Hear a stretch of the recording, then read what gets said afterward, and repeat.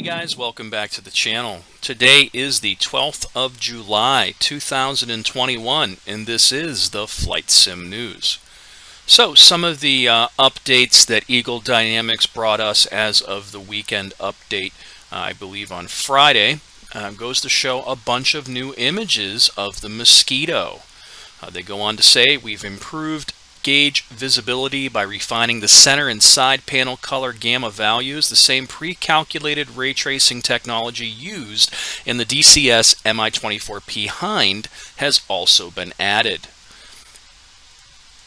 Glass plastic covers, luminescent dials, and exposed wiring provide a more realistic look and feel. We are also working on final improvements to the external model, and we'll be sharing progress with you soon. We're excited to see the finish approaching and look forward to seeing this iconic fighter bomber in DCS world. So that goes to show that they are pretty close with the Mosquito. Let's take a look at some of those juicy images. Yep, that is some amazing cockpit detail for sure. I mean, on one hand, I'm not that super excited about this because it's just not, to me, an iconic World War II fighter bomber. I don't know. I tend to like the fighters more than I do bombers anyway. But I think it's going to be fun. So, will I get it when it comes out? Well, maybe if it's on sale for a reasonable cost, I might jump in there and check it out. But this isn't one that's high on my radar, you know? But that's not to say it's not going to be fantastic either, because, you know, they do a fantastic job on all the modules these days. It seems like, you know, as much as I rag them for when they do things wrong, at the same time I do give credit where credit's due. And, you know, ever since, the P-47 and beyond, everything that's came out since has been pretty top-notch, man. It's definitely high-quality stuff, and they're doing a great job at what they're doing. I will definitely throw a link to this in the video description as usual, so you can check it out for yourself. And in other news, just as of yesterday, they've posted a couple of new videos for the Viper. DCS F-16C Viper JSOW use cases is one video, and then the next one is F-16C Viper JSOW. Now, I talked about this before, and I found this over at Kotaku. I probably pronounced that wrong. TIE Fighter has been remade with more modern visuals. So it looks like you can get a total conversion, I think, for this that turns the original, I want to say, X-Wing Alliance? Yeah, it says, if Squadrons wasn't enough, never mind, you can always replay the 1994 classic TIE Fighter, which now has vastly improved visuals with some other modern tweaks. What you're looking at here is TIE Fighter Total Conversion, which isn't actually TIE Fighter. It's a mod for 1999's X-Wing Alliance, porting the original game's menus and missions into a more robust engine, and then using more mods on top of that to make everything look nicer.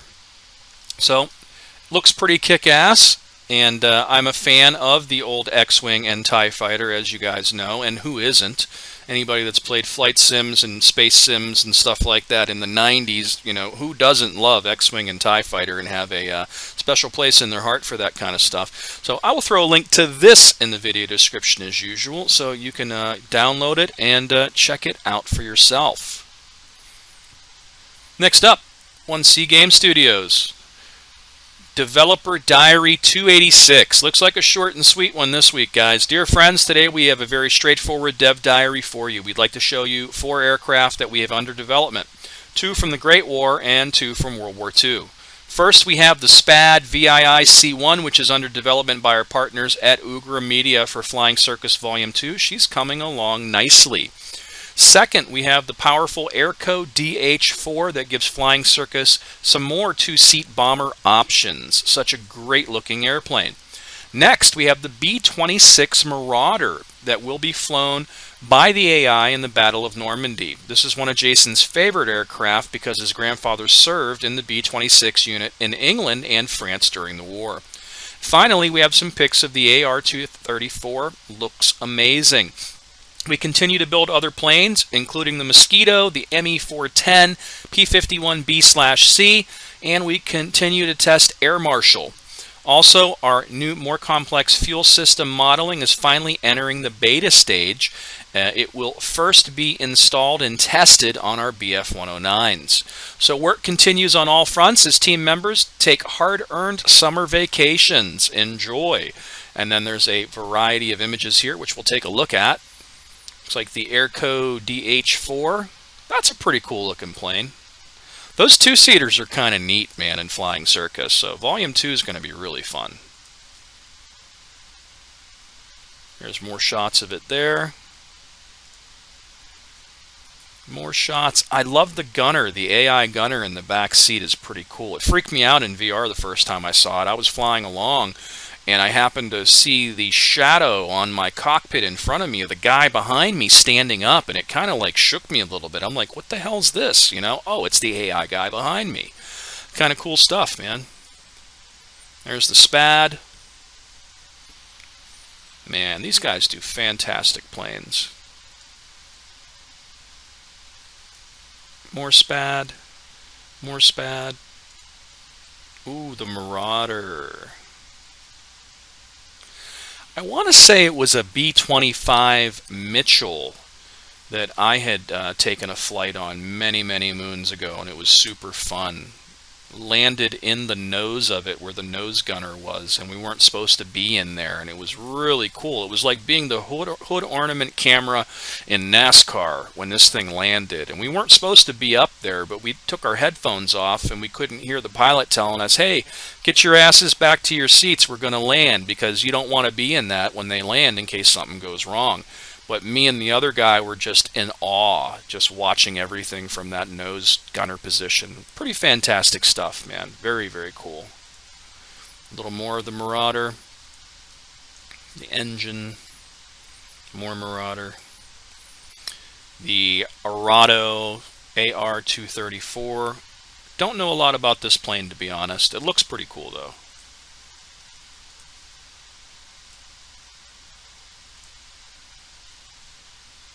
Yeah, what is that thing?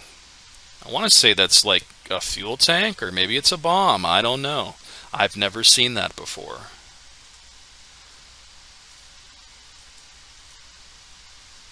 Then back to the Airco.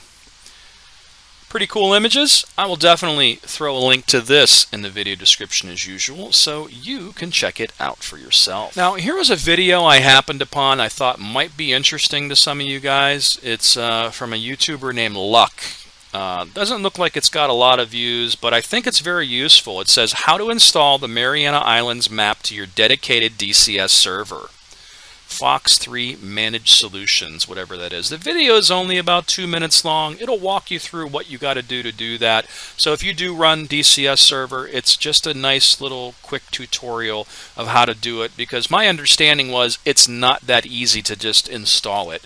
It doesn't install like the other campaigns, or maps rather. I keep calling that campaigns. I did that in one of my videos not long ago too. But anyway, I'll throw a link to this in the video description as usual, so you can check it out for yourself. Next up, here's something kind of neat from the guys at Razbam, and it's not the average, hey, here's something that's half rendered, check this out. This is actually something they pulled off, and it says our new radar technology being used in our DCS Mirage 2000C product. All rendering overhead is offloaded to unused cores. It eats about 15% of the CPU, but on unused cores. And then there it is in action. It's not a super long video. It's only about maybe 2-3 minutes long, but it's just the radar going back and forth. But again, being able to do this and only eating up about 15% of one of the cores is pretty freaking cool. I'd imagine that might equal a lot better FPS. So bravo to these guys today. Good job, Razbam. Now, where's that F-15 Strike Eagle? I'll throw a link to this in the video description as usual, so you can check it out for yourself. Alright guys, last up is some images that Team Fusion Simulations put out there about a week ago that, I haven't done a flight sim news for a week, so this is still news to me and you guys maybe, but it's not as current as the rest of the stuff I posted today, but still very newsworthy. Here are some images of the Spitfire cockpit as we move closer to VR implementation. Our artists are busy working on 3D components of aircraft, so VR uses will have the best visuals possible on launch. Work shown in these images focuses on the throttle, trim wheel, fuses, cables, cable clips, bolts, and chains. All images are work in progress. As we progress, we shall share more images of this very exciting development of the Blitz and Tobruk games. No date has been set as we are still in early development. And then we can take a look at these images up close. So yeah, it might not be like, as, oh my god, look how awesome this is in DCS world when they do a Warbird's cockpit, but it still does not look bad by any means. And just the ability alone to be able to throw the Blitz and the Tobruk engine into a VR, that's got to be pretty cool. And that runs really well on such a vast variety of hardware platforms on the PC. I'd imagine this will run pretty good. I mean, it's definitely going to take more horsepower than it does to run this in 2D, but I think we have the overhead in this older engine to pull this off pretty good. But only time is going to tell, right?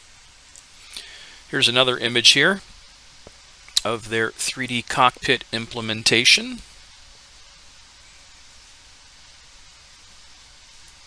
And lastly, the last image that they threw up there. Very, very cool stuff, guys.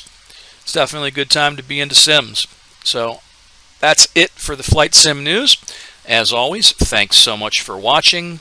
Please subscribe to the channel. Feel free to hit that like button. And until next time, guys.